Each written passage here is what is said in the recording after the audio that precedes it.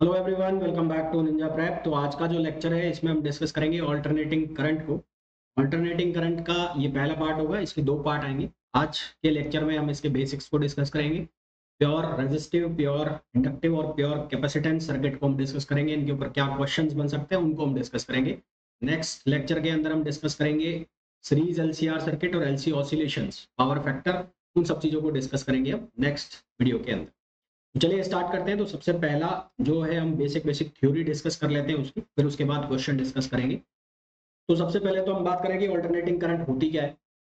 तो alternating current एक ऐसी करंट है जिसमें जो करंट का मैग्नीट्यूड है, करंट का magnitude as well as direction time के साथ लगातार चेंज हो रही है।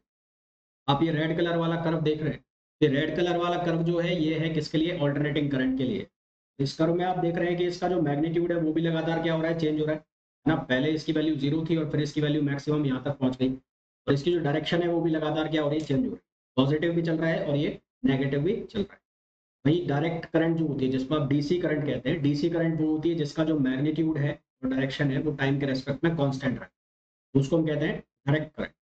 ऑल्टरनेटिंग करंट जो है उसमें मैग्नीट्यूड और डायरेक्शन दोनों चेंज होंगे टाइम के रेस्पेक्ट में, जबकि डीसी में यानी कि डायरेक्ट करंट में ये जो मैग्नीट्यूड है और डायरेक्शन है टाइम के रेस्पेक्ट में क्या रहने वाला है? कांस्टेंट रहने वाला है।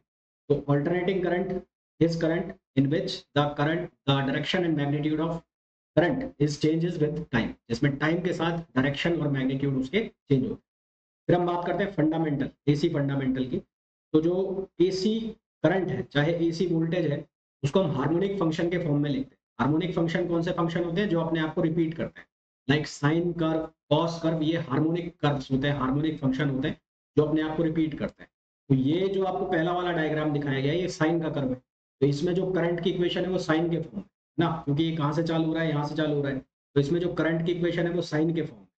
तो ये साइन के फॉर्म में। इसी तरह से जो दूसरा वाला कर्व दिखाया गया है ये कॉस का कर्व। तो इसमें जो करंट की इक्वेशन है वो कॉस के। कुल मिलाकर आपको ये ध्यान रखना है कि जो फंडामेंटल जो करंट जो लिखी जाती है या वोल्टेज जो लिखा जाता है वो हार्मोनिक जो ट्रिग्नोमेट्रिक फंक्शंस होते हैं उनके फॉर्म में लिखा जाता है। हार्मोनिक ट्रिग्नोमेट्रिक फंक्शन का मतलब जो साइन और कॉस वाले कर्व होते हैं उनको हार्मोनिक ट्रिग्नोमेट्रिक फंक्शन कहते हैं। अब जो ये वैल्यू है I, I equals to I M sine omega T लिखा है, या I equals to I M cos omega T लिखा है। तो आई का मतलब है इंस्टेंटेनियस करंट, है ना। मैं किसी भी पॉइंट के ऊपर इंस्टेंटेनियसली जब हम किसी टाइम कर किसी पॉइंट पर हम करंट की वैल्यू निकाल रहे हैं, दैट इज कॉल्ड इंस्टेंटेनियस, इसी क्षण पर। आई एम का मतलब है पीक वैल्यू और एम्पलीट्यूड ऑफ करंट, पीक और मैक्सिमम वैल्यू। मतलब क्या हुआ इस चीज का? जैसे कि ये कर्व है, यहाँ पर ये जो वैल्यू है, ये वाली वैल्यू, ये maximum value, that is known as peak value और एम्पलीट्यूड ऑफ द करंट। इसी तरह से वोल्टेज का भी एम्पलीट्यूड हो सकता है जिसको हम लिखेंगे वी। एक इसी तरह से ओमेगा यहाँ पर लिखा हुआ है, ओमेगा का मतलब होता है एंगुलर फ्रीक्वेंसी। एंगुलर फ्रीक्वेंसी को हम लिखते हैं 2 पाई न्यू। न्यू को यहाँ से हम फ्रीक्वेंसी से लिख रहे हैं, तो हम ऐसे भी लिख सकते हैं 2 पाई अपॉन टी। टी का मतलब होता है टाइम पीरियड। फिर एक टर्म आता है बहुत इंपॉर्टेंट जिसको हम कहते हैं एवरेज वैल्यू। एवरेज वैल्यू और मीन वैल्यू। एवरेज वैल्यू और मीन वैल्यू, देखो एवरेज वैल्यू या मीन वैल्यू दो तरह से निकाली जाती है, एक बार हाफ साइकिल में और एक बार फुल साइकिल। फुल साइकिल में जब आप मीन वैल्यू की वैल्यू निकालोगे, हाफ साइकिल का मतलब हो गया 0 से टी बाई 2, फुल साइकिल का मतलब हो गया 0 से टी। जब भी आप फुल साइकिल में मीन वैल्यू निकालने की कोशिश करोगे या एवरेज वैल्यू निकालने की कोशिश करोगे, उसकी वैल्यू हो जाएगी 0। क्यों हो जाएगी? क्योंकि एवरेज वैल्यू या हाफ वैल्यू जब आप निकालते तो आपको इंटीग्रेशन करना होता है टाइम के रेस्पेक्ट। इंटीग्रेशन किया पहले तो आपने आई डी टी, 0 से टी बाई 2 तक, या 0 से टी तक करोगे तो आप सीधी सी बात है आई की वैल्यू लिखोगे आई एम साइन ओमेगा टी, और साइन का जब डिफरेंशिएशन करोगे तो वो बन जाएगा कॉस ओमेगा टी। और जब उसको आप डिफरेंशिएट करोगे, 0 से टी वैल्यू डालोगे तो वो 0 वैल्यू दे देगा, कॉस ओमेगा टी पूरे फंक्शन के लिए वैल्यू दे देगा 0। और किसके रेस्पेक्ट में हो रहा है? टाइम के रेस्पेक्ट में। तो हाफ साइकिल के अंदर ये वैल्यू देगा। ध्यान रखना है हाफ साइकिल के लिए वैल्यू आती है, फुल साइकिल के लिए और फुल साइकिल के लिए एवरेज जो वैल्यू होती है वो 0 हो जाती है। फुल साइकिल के लिए एवरेज वैल्यू 0 हो जाती है, इसलिए कंसिडर की जाती है हाफ साइकिल। अब मीन वैल्यू होती क्या है? मीन वैल्यू जो एसी करंट की है वो उस डीसी करंट के बराबर होती है। Mean value of AC over any half cycle is that value of DC, उस डीसी के बराबर होती है which should send same amount of charge, which should send same amount of charge through a circuit as it is send by the circuit through AC current, है ना। ये उस DC value के बराबर होती है हाफ साइकिल के लिए, हाफ साइकिल के लिए जो same amount of charge send करती है सर्किट में जो एक एसी करंट सेंड करती है। ठीक, तो ये इसकी डेफिनेशन हो जाती है, ये इसकी क्या हो जाती है, डेफिनेशन। फिर इसमें मेन इंपॉर्टेंट चीज आपको ध्यान रखनी है कि ये जो वैल्यू होती है केवल और केवल हाफ साइकिल के लिए होती है, हाफ साइकिल के लिए होती है ना। और इसकी वैल्यू कितनी आती है, 2Im upon pi, 2Im upon pi. ऐसी कुछ वैल्यू आपने जब रेक्टिफायर पढ़े होंगे तो रेक्टिफायर के केस में भी देखी होगी, तो हाफ वेव रेक्टिफायर में आपने ये वैल्यू देखी होगी। एवरेज वैल्यू फुल साइकिल के लिए कितनी हो जाती है, 0। फिर आती है root mean square speed, root mean square velocity या root mean square speed, root mean square current, ऐसे बहुत सारे टर्म्स आपने सुने। उनमें से एक है रूट मीन स्क्वायर करंट। ये रूट मीन स्क्वायर करंट क्या होती है, जो मीन करंट होती है, मीन करंट यानी कि इंस्टेंटेनियस करंट, उसके स्क्वायर का इंटीग्रेशन क्या है टी के रेस्पेक्ट में, और फिर उसको टी से ही बेस से डिवाइड कर दिया। यहाँ पर जो इंटीग्रेशन हो रहा है वो फुल साइकिल में हो रहा है, फुल साइकिल में हो रहा है ना। और यहाँ पर आई आर स्क्वायर होता है, तो उसका मीन निकाल लिया, मीन निकाल के फिर उसका हमने क्या कर दिया, रूट कर दिया। तो फुल साइकिल के लिए इसकी वैल्यू निकलती है और इसकी वैल्यू कितनी आ जाती है, I M upon root two, जहां आई एम होता है मैक्सिमम वैल्यू ऑफ करंट या peak value of current. RMS value को ही हम कहते हैं वर्चुअल वैल्यू भी कहते हैं और अपरेंट वैल्यू भी इसको हम कहते हैं। जिस तरह से हमने बात की कि जो एवरेज वैल्यू है वो एक हाफ साइकिल के अंदर डीसी की उस वैल्यू के बराबर है जो एक सर्किट के अंदर same amount of charge send करती है जो एसी करंट करती है। उसी तरह से आरएमएस वैल्यू वो डीसी वैल्यू है, that value of DC, RMS value वो डीसी वैल्यू है which should produce same heat, जो सेम हीट प्रोड्यूस करती है in given resistance in a given time, given resistance in a given time as is done by AC. वो same charge send करती है half cycle के अंदर, ये same heat produce करती है इसके अंदर फुल साइकिल के। ठीक है, तो इसकी जो वैल्यू है फुल साइकिल के लिए निकाली जा रही है और इसकी वैल्यू कितनी आ रही है, I M upon root, I M upon. फिर कुछ छोटी छोटी चीजें, सबसे पहले कई बार आपको कंफ्यूजन हो जाता है फेज क्या है, तो ये जो पूरा टर्म लिखा हुआ है sine omega T plus minus phi, तो इसमें जो फाई लिखा हुआ है phi, that phi is known as phase, और इसको हम कहते हैं इनिशियल फेज। इसको हम क्या कहते हैं, इनिशियल फेज। ये जो इनिशियल फेज है टाइम के रेस्पेक्ट में चेंज नहीं होता, टाइम के रेस्पेक्ट में चेंज नहीं होता है। दूसरा लिखा हुआ है ओमेगा टी, ओमेगा टी को हम कहते हैं इंस्टेंटेनियस फेज, और ये जो इंस्टेंटेनियस फेज है ये टाइम के साथ चेंज होता है, ये टाइम के साथ क्या होता है, चेंज होता है। फिर एक टर्म आता है फेज डिफरेंस। फेज डिफरेंस को हम कैसे देखते हैं कि दो अलग अलग आपको टर्म्स दिए हुए हैं, उनमें आपको डिफरेंस निकाल, जैसे कि आपको वोल्टेज के लिए लिखा E equals to E naught sine omega T plus phi one, और आई के लिए लिखा आई एम या आई नॉट भी हो सकता था ये sine omega T plus phi two. तो फेज डिफरेंस जो हो जाएगा इनमें वो कितना हो जाएगा, फाइव टू माइनस फाइव। एक बहुत इंपॉर्टेंट बात यहाँ पर आपको ध्यान रखनी पड़ेगी कि जब आप फेज डिफरेंस निकाल रहे हैं तो ये जो हार्मोनिक फंक्शन है, जो ट्रिग्नोमेट्रिक फंक्शन है, दोनों जगह सेम होना चाहिए। ऐसा नहीं कि वहां पर साइन है और आप यहाँ पर कॉस है और आप फेज डिफरेंस निकालने में लगे पड़े तो गलत हो जाए। तो दोनों जगह जो ट्रिग्नोमेट्रिक फंक्शन है वो सेम होना चाहिए, उसके बाद ही आप फेज डिफरेंस निकाल सकते हैं। तो यहाँ पर फेज डिफरेंस आ गया फाइव टू माइनस फाइव। अगर आप phi two minus phi one लिख रहे हैं तो इसका मतलब आप फेज डिफरेंस निकाल रहे हैं करंट के रेस्पेक्ट में, किसका, वोल्टेज का। करंट का निकाल रहे हैं विद रेस्पेक्ट टू वोल्टेज, यानी कि पहले करंट आ गई और फिर कौन आ रहा है, वोल्टेज। यदि आप लिख रहे हैं phi one minus phi two, phi one minus phi two लिख रहे हैं तो इसका मतलब आप वोल्टेज के लिए किसके रेस्पेक्ट पे कर रहे हैं, करंट के रेस्पेक्ट है ना। पहले आपने करंट के रेस्पेक्ट पे वोल्टेज का लिखा, अब लिख रहे हैं आप वोल्टेज के रेस्पेक्ट पे करंट का। Potential difference of voltage with respect to current, potential difference of voltage with respect to current अब आप लिख रहे हैं। तो इन चीजों को आपको ध्यान रखना पड़ेगा, विद रेस्पेक्ट, इन चीजों को आपको ध्यान रखना पड़ेगा। नेक्स्ट चीज पे आ जाइए, यदि आपको लिखा जाए E लीड्स टू I, आपने ये टर्म सुना होगा और आगे भी अब देखेंगे E leads to I। E leads to I का मतलब है E I से आगे है, उससे आगे चल रहा है, या इसको ऐसा बोला जा सकता है I लैग्स E, मतलब I E से पीछे चल रहा है। तो उस केस में आपको क्या रखना है कि I का जो फेज डिफरेंस है वो कम होना चाहिए। मतलब अगर आप E की वैल्यू लिख रहे हैं E M sine omega T, तो आपको I की वैल्यू कैसे रखनी है, I M sine omega T minus five, मतलब उसके पीछे। और अगर आप ऐसा लिखते हैं E equals to E M sine omega T plus five, तो I को आप लिखेंगे I M sine omega T, यानी कि हर हाल में आपको किसको आगे रखना है, E को आगे रखना। इसी तरह से आपको बोला जाए E लैग्स I, मतलब E I के पीछे है, या I लीड्स E, बात तो सेम ही है। इस केस में आपको I को आगे रखना है, E को पीछे रखना है। मतलब यहाँ पर जो इक्वेशंस बनेगी वो कैसी बनेंगी, E equals to E naught sine omega T, और आई इस केस में कितना बन जाएगा, I M sine omega T plus five. इस तरह से ई की जो इक्वेशन ऐसे भी लिखी जा सकती है, E M sine omega T minus five, और आई की वैल्यू लिखी जा सकती है I M sine omega T, यानी कि ई को हमेशा आपको पीछे रखना पड़ेगा इस केस के अंदर। अब यहाँ पर तीन बेसिक सर्किट बनते हैं, एक बनता है प्योर रेजिस्टिव, एक बनता है प्योर इंडक्टिव, और एक बनता है प्योर कैपेसिटिव। प्योर रेजिस्टिव का मतलब है जो सर्किट के अंदर एलिमेंट है वो कौन है, रेजिस्टर है। तो बैटरी का जो सोर्स है या वोल्टेज सोर्स है वो आपने लगा रखा है ऑल्टरनेटिंग वोल्टेज, ऑसिलेटर आपने लगाया। तो ऑसिलेटर से जो वोल्टेज आ रहा है वो आ रहा है आपको E M sine omega T, E M sine omega T. क्योंकि यहाँ पर कोई और एलिमेंट नहीं है तो इसमें जो करंट प्रोड्यूस होगी, करंट, तो करंट कैसे निकालेंगे, I equals to E upon R. तो ई की वैल्यू कितनी हो जाएगी, E M sine omega T, को डिवाइड किससे करोगे, आर से, तो ई एम अपॉन आर जो है वो बन जाएगा आई एम, यानी मैक्सिमम करंट, और साइन ओमेगा टी। तो यहाँ पर दोनों साइन ओमेगा टी बन रहे हैं, यानी कि दोनों सेम फेज में, दोनों के बीच में फेज डिफरेंस कितना है, जीरो। प्योर रेजिस्टिव सर्किट में, प्योर रेजिस्टिव सर्किट में जो फेज डिफरेंस होगा, फेज डिफरेंस वो कितना हो गया, जीरो। प्योर रेजिस्टिव सर्किट में जो फेज डिफरेंस हो गया वो कितना हो गया, जीरो, क्योंकि दोनों किस में आ गए, सेम फेज में आ गए। एक टर्म यहाँ पर यूज किया जाता है इंस्टेंटेनियस पावर। इंस्टेंटेनियस पावर यानी कि किसी पॉइंट के ऊपर किसी पर्टिकुलर टाइम पर आपको पावर निकाल, उसकी वैल्यू आई स्क्वायर आर। आई की वैल्यू आपने लिखी तो इसका स्क्वायर करके यहाँ रख दो, I M square R sine square omega T. यदि आपको निकाला जाए एवरेज वैल्यू, तो एवरेज वैल्यू के लिए साइन स्क्वायर ओमेगा टी का भी आपको एवरेज करना है। साइन स्क्वायर ओमेगा टी का जो एवरेज आता है, sign square omega T, cos square omega T, इनका जो एवरेज वैल्यू आती है वो आती है 1/2। इनकी जो एवरेज वैल्यू आती है वो आती है कितनी, 1/2।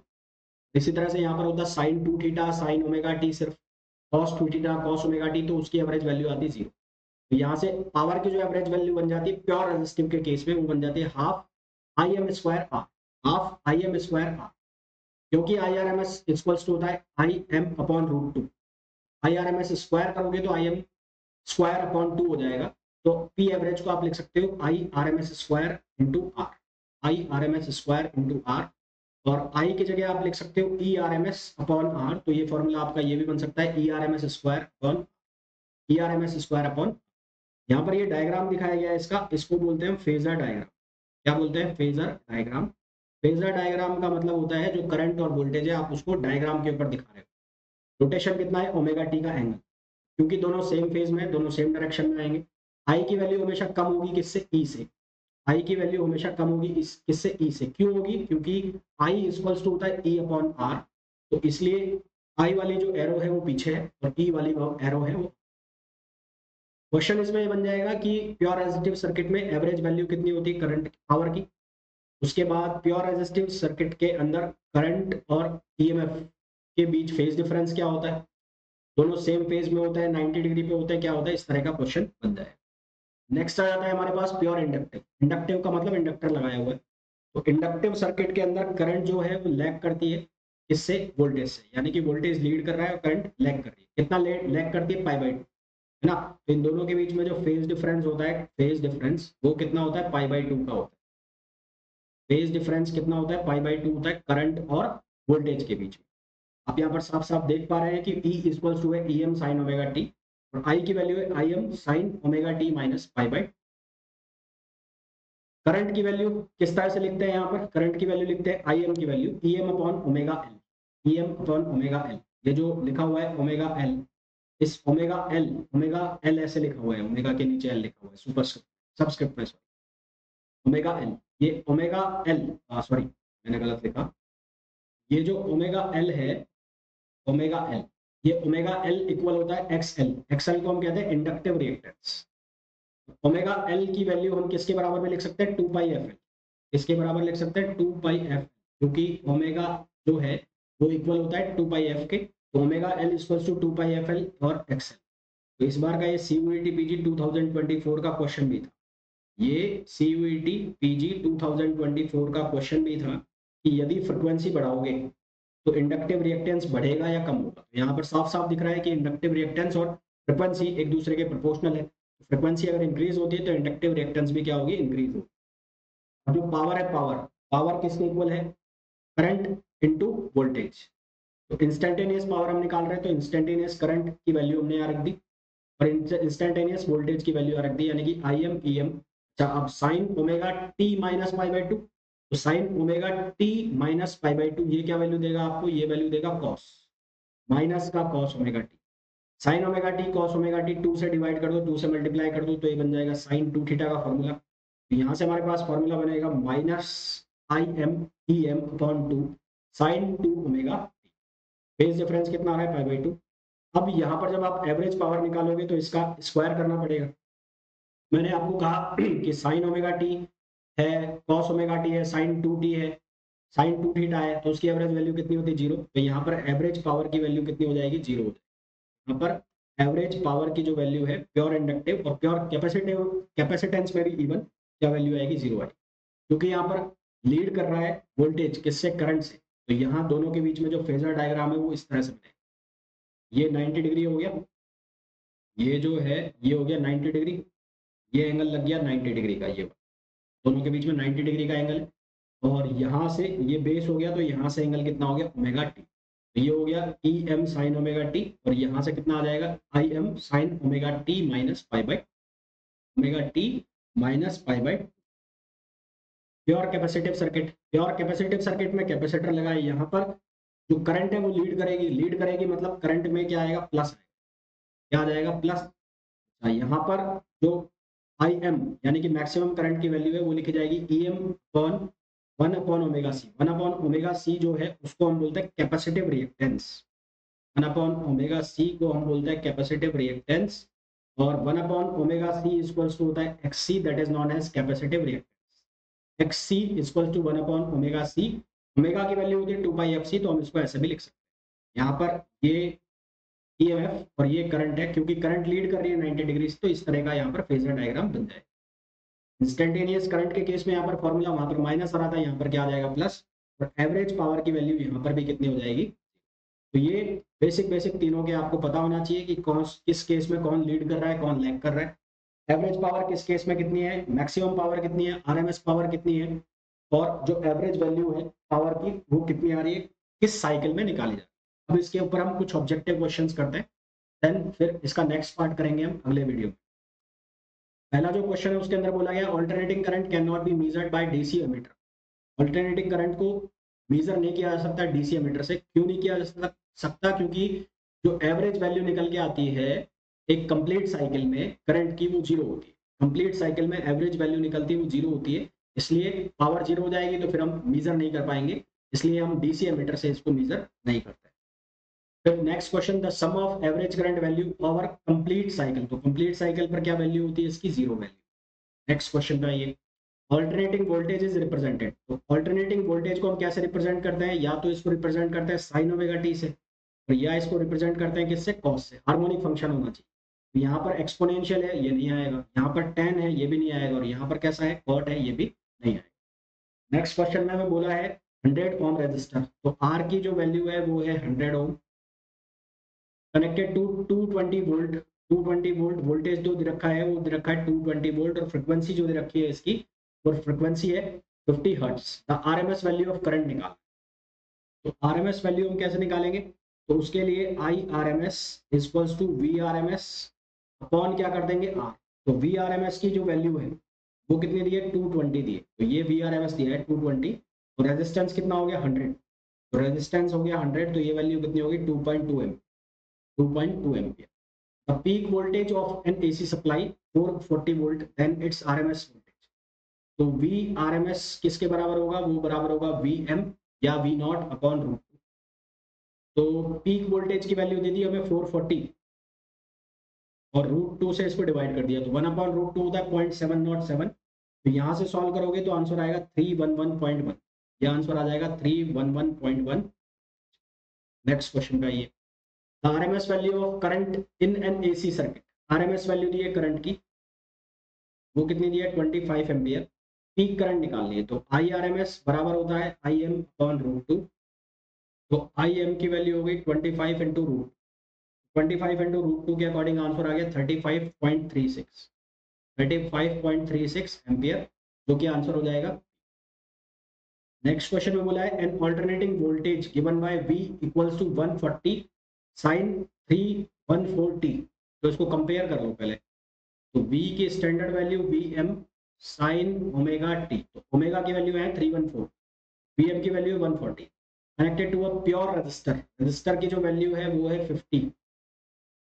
द आरएमएस करंट, तो आई आर एम एस निकालना है, आई आर एम एस बराबर हो जाएगा V R M S upon R. सबसे पहले आपको क्या निकालना पड़ेगा, वी आर एम एस। तो वी आर एम एस कितना आएगा इसका, वी आर एम एस आएगा V naught upon root two, तो V naught upon root two, और आर की वैल्यू कितनी है 50 है।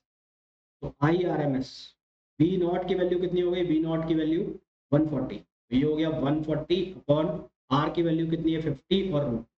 यहाँ से सॉल्व जब इसको करेंगे तो आपके पास आंसर आएगा इसका, क्या पूछा है आपसे, करंट ही तो पूछा है ना, V R M S upon are.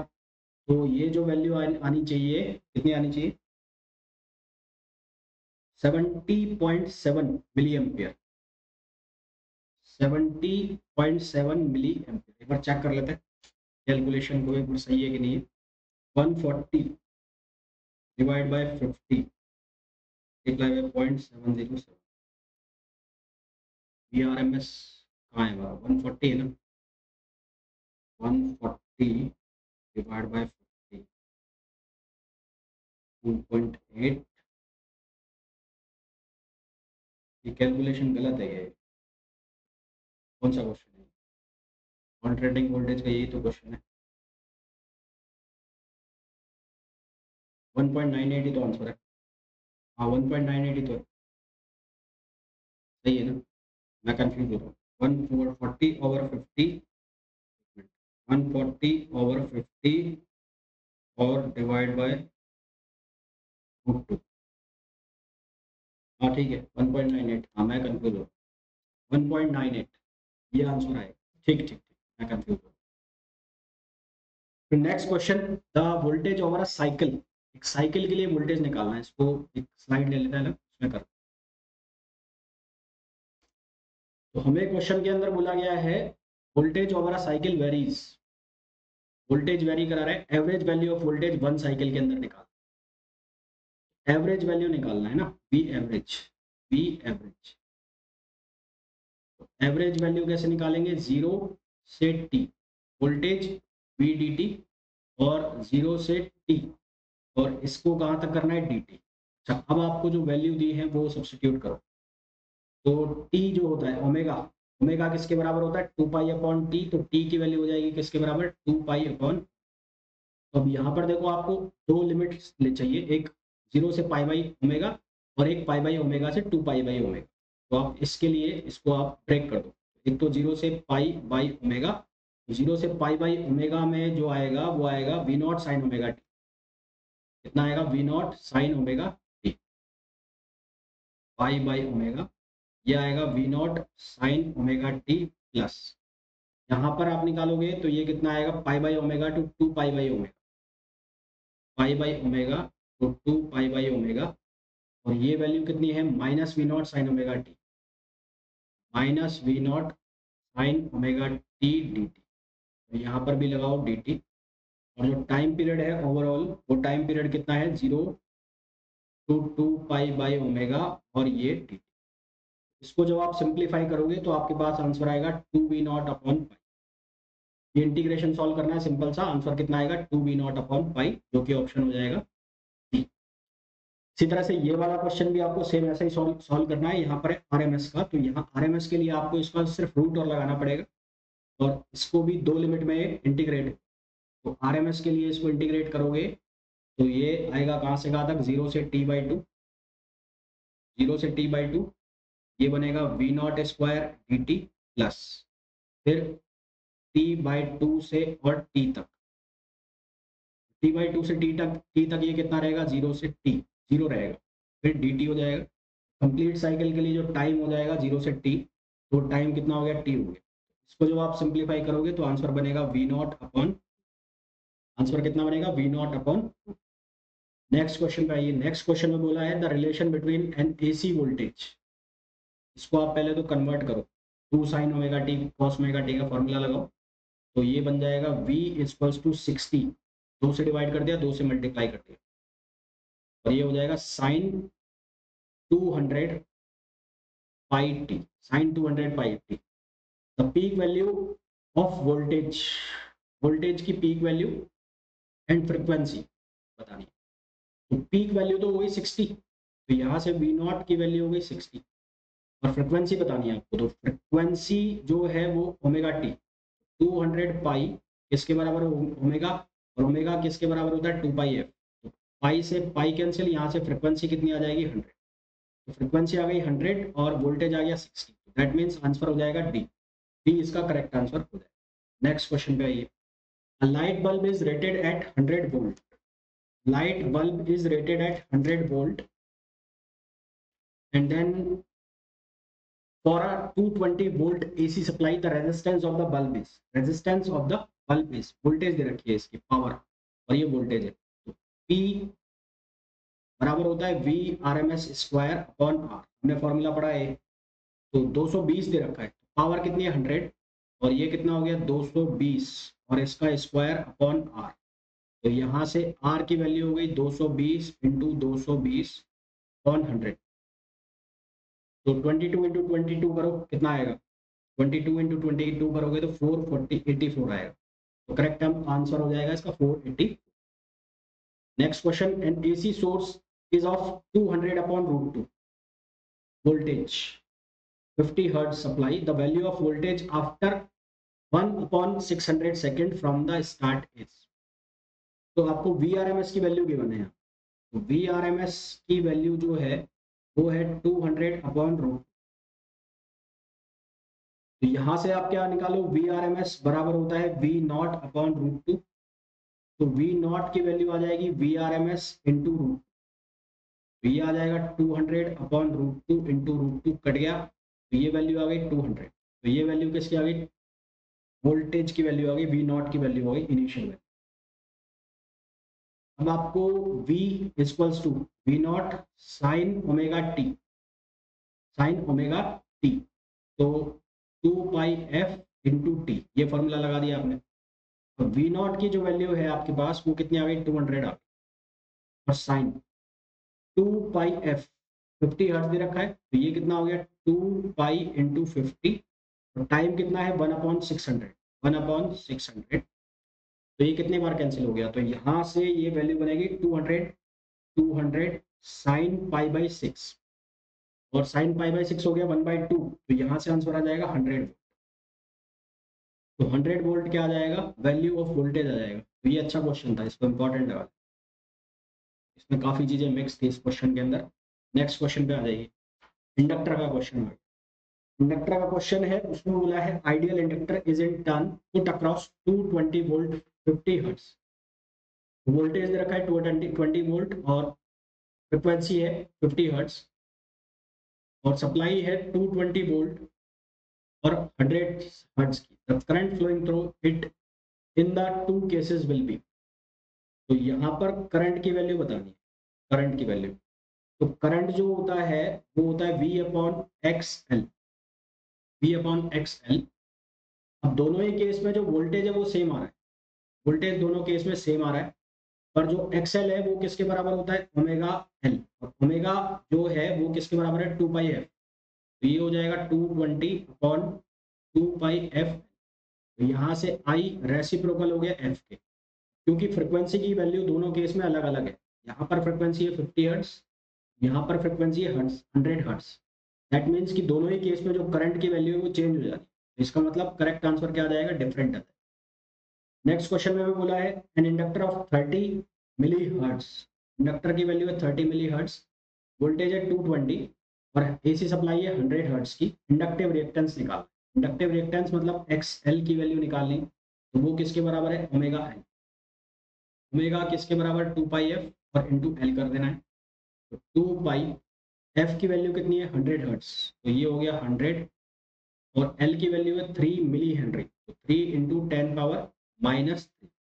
इसको आप सिंप्लीफाई करेंगे तो आंसर जो आएगा आपके पास वो कितना आ जाएगा, वो आ जाएगा 18.85।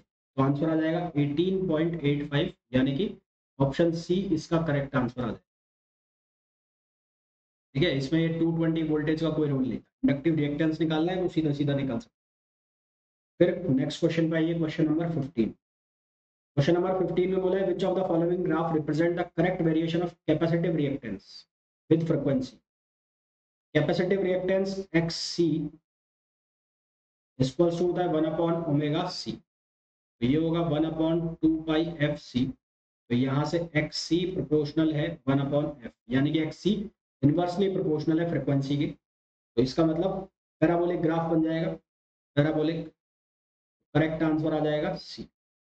नेक्स्ट क्वेश्चन पे आइए, if capacitor of 8 mu F, capacitor of 8 mu F is connected to 220 volt 100 hertz AC source and the current passing through it is 65 milliampere, the RMS voltage निकालना है। RMS वोल्टेज जो है वो बराबर होगा V not upon root, इसके बराबर होगा V नॉट अपॉन रूट 2 के बराबर। कैपेसिटर का केस में हमें कैपेसिटेंस दिया है, कैपेसिटेंस के अलावा हमें जो यहाँ पर वैल्यू गिवन है वो गिवन है V नॉट की, और 100 हर्ट्ज फ्रिक्वेंसी हमें दिया हुआ। तो आरएमएस वोल्टेज निकालने के लिए हमें क्या करना पड़ेगा, हमें आरएमएस वोल्टेज निकालने के लिए वी आरएमएस आई आरएमएस पर एक्सी से मल्टीप्लाई करें। तो आई आरएमएस की जो वैल्यू है, आई आरएमएस किसके बराबर होगा, वो बराबर होगा 0.065, यहाँ पर गिवन है 65 मिली एम्पियर, गिवन थोड़ी है यहाँ पर, ये given 65 milli ampere, current passing through it is 65 milli ampere, यानी कि 0.065। तो अब हमें निकालना पड़ेगा एक्स सी, तो एक्स सी किसके बराबर होगा 1 अपॉन ओमेगा सी, यानी कि 1 अपॉन 2 पाई एफ इंटू सी। तो यहाँ से आप एक्स सी निकाल लोगे, एक्स सी की जो वैल्यू आएगी, एक्स सी की वैल्यू कितनी निकल के आएगी, वो आएगी 199 ओमेगा। तो आपको निकालना है वी आर एम एस, तो वी आर एम एस किसके बराबर हो जाएगा, I R M S into X C. I R M S आ गया, एक्स सी आ जाएगा, उससे 12.94 आ जाएगा। इससे डायरेक्ट भी निकाल सकते हो क्या, चेक कर लेते हैं। जो आपको 220 वोल्ट दे रखा है, ये पर आर एम एस की वैल्यू है, देख लेते हैं। 220 वोल्ट मल्टीप्लाई बाई 0.707, इससे नहीं है, connected to 220 volt 100 hertz AC source and the current passing through it is 65 milliampere, then the RMS voltage across it, अच्छा कैपेसिटर के अक्रॉस निकाल, कैपेसिटर के अक्रॉस जो RMS वोल्टेज हो जाएगा वो हो जाएगा 12.94। इसका यूज नहीं होगा, इसका यूज नहीं होगा। Phase difference between voltage and current in the capacitor π/2 का फेज डिफरेंस होता है। फिर हमें बोला है नेक्स्ट क्वेश्चन में, in an alternating current circuit consisting of element in series, the current increases on increasing the frequency of supply. Which of the following element are likely to constituent in circuit? Frequency यदि बढ़ रही है तो current की value भी क्या हो रही है, इंक्रीज हो रही है ना। तो फ्रिक्वेंसी अगर बढ़ रही है, the element series, the current increases on increasing the frequency of supply. अब वो जो आई है, आई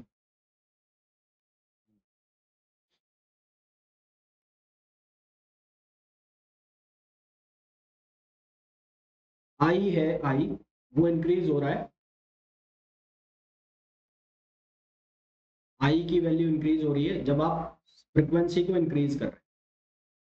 आई बराबर होता है किसके, E upon R, I equal होता है E अपॉन आर के। तो यहां से हम क्या निकालेंगे, आई और E अपॉन आर। आर जब प्योर रेजिस्टिव का केस है तो वहां तो फ्रीक्वेंसी का रोल है ही नहीं, तो ये तो हट गया। Resistivity and inductor, resistive and capacitor, capacitor में होता है 1 upon omega C, 1 upon omega सी।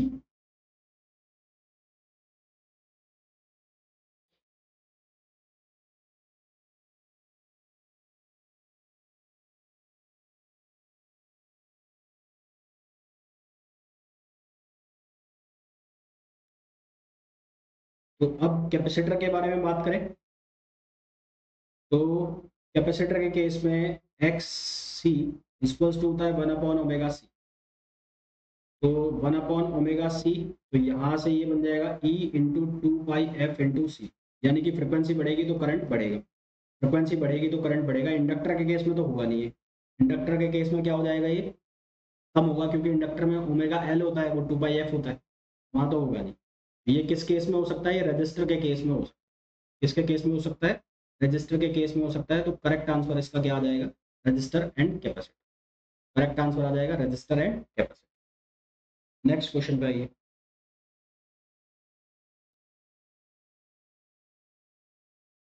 और क्वेश्चन है,